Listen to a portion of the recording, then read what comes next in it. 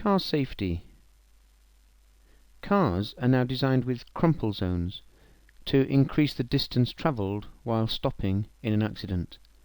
So the car on the left has no crumple zone and comes immediately to a halt, whereas the car on the right has a crumple zone and so has a significantly longer distance travelled while coming to a halt. If the crumple zone means the car comes to a stop over 0.5 meters instead of 0.1 meter, the forces on the occupants will be 5 times lower, and so will cause less damage to their bodies. This is because if the work done transforming kinetic energy is over 5 times the distance, it only requires 1/5 of the force. Seatbelts are designed to stretch slightly while stopping a car occupant. This further increases the distance over which the work is done, and so further reduces the force on the occupant.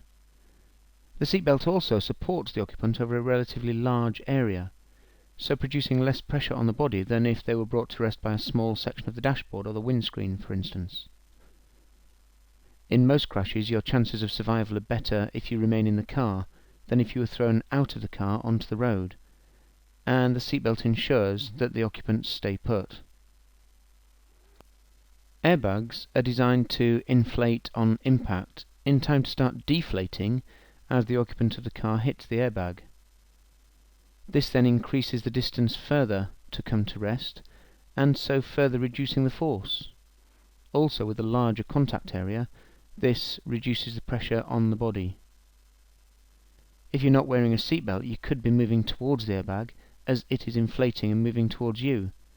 This would lead to a higher force of impact and can cause more injury. Here we have the driver. The car impacts and the airbag rapidly inflates to meet their head.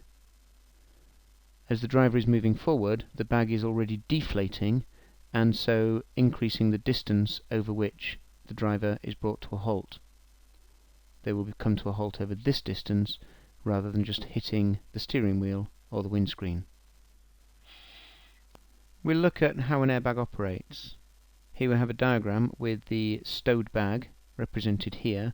This will be the center of the steering wheel, and the black line here is representing the actual steering wheel itself. There would be a power supply between these contacts and a spring here which is holding a mass in place. At this point we have the explosives which will inflate the bag. If the car was moving to the right and was suddenly brought to a stop, the mass would continue to move towards the right against the action of the spring. If the impact were hard enough, the mass would reach this contact point, completing the circuit and causing an explosion which will inflate the airbag. The airbag will then rapidly deflate as the head approaches it.